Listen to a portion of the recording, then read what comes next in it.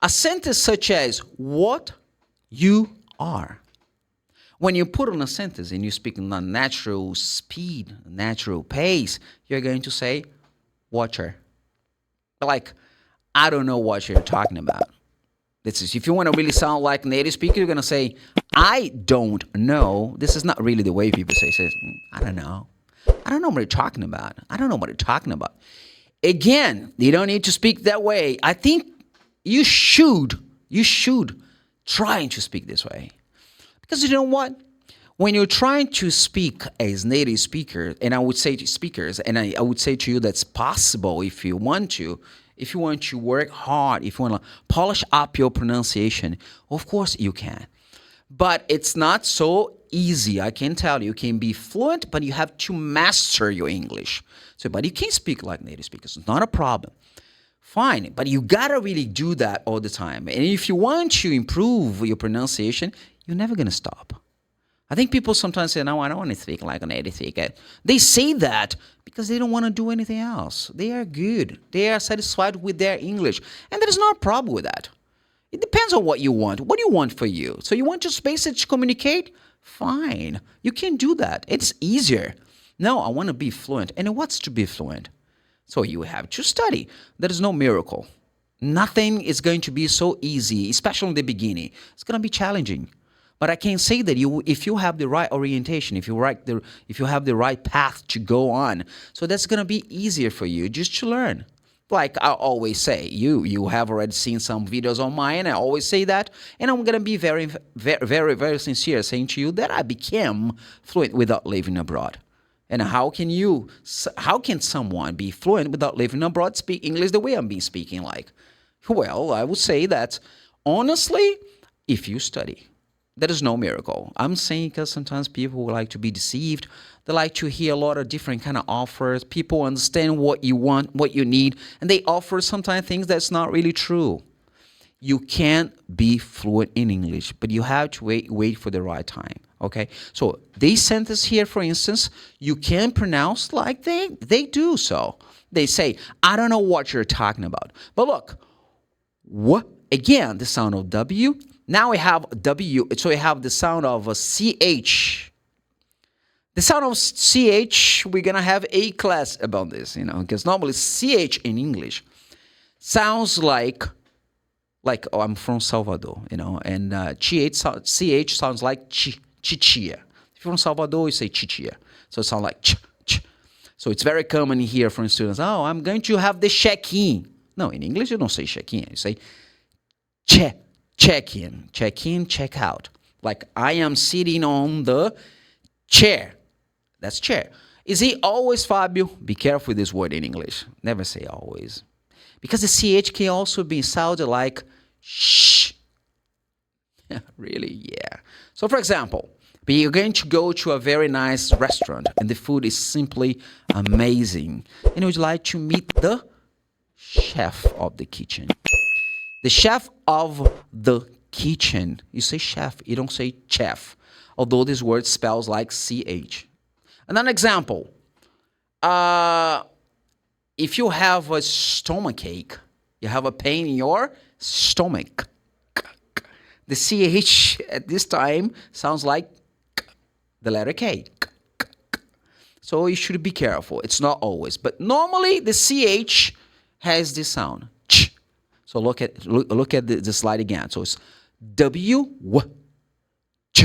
And again, you have the sound of the letter R, which is R. So watcher. I don't know what you're talking about. I think what you're doing here is good.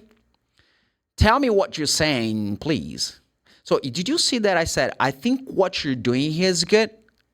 Sometimes it's very common in American English, especially people don't say good. They don't pronounce even the D.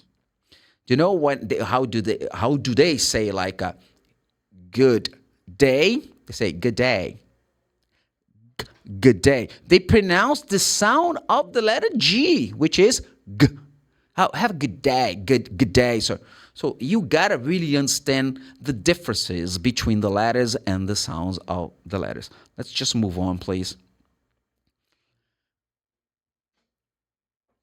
I'm gonna show you something else here, and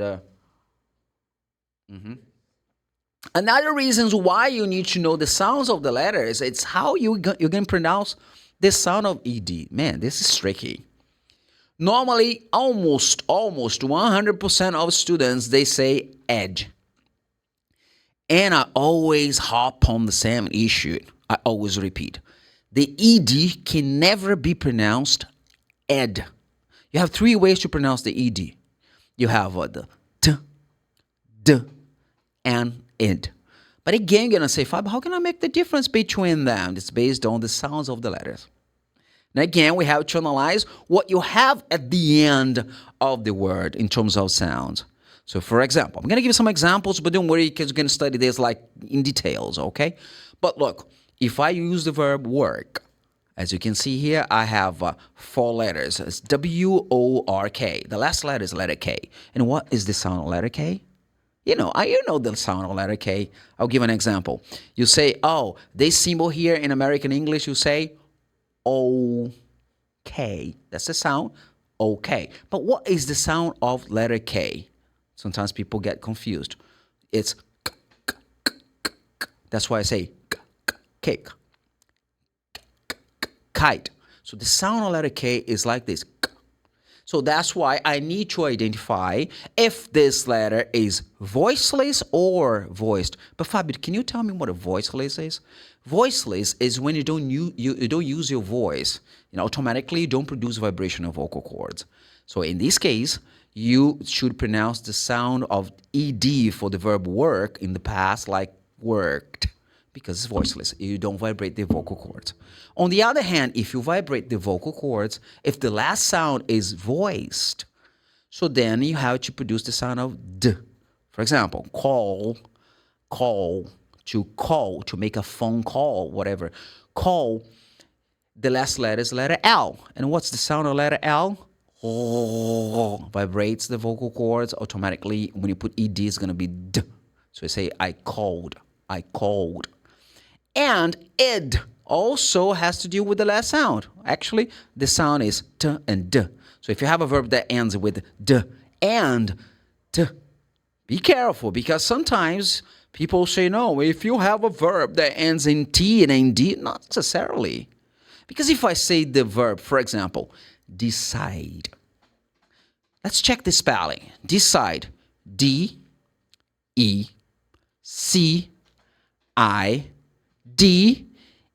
What is the last letter? E. So it's not the last letter. It's the sound of the last letter, which is basically the sound of the last letter. So in this case, you don't pronounce the letter E. Why? Because the letter E is known as a magic E. Magic E, we're going to talk about that too. I'll explain to you the vowel sounds. But the magic E should never be pronounced. So decide sounds like with D sound.